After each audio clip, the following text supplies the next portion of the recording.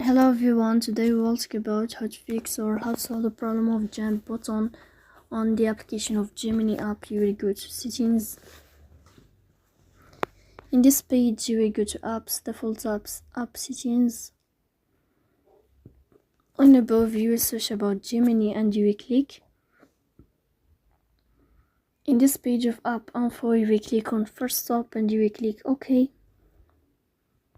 Here you will enter to the window of storage. Then we click on clear cache. But pay attention, don't click clear data because that can delete your account. Then you can turn off your Wi-Fi and you can turn on your Wi-Fi again to fix that problem.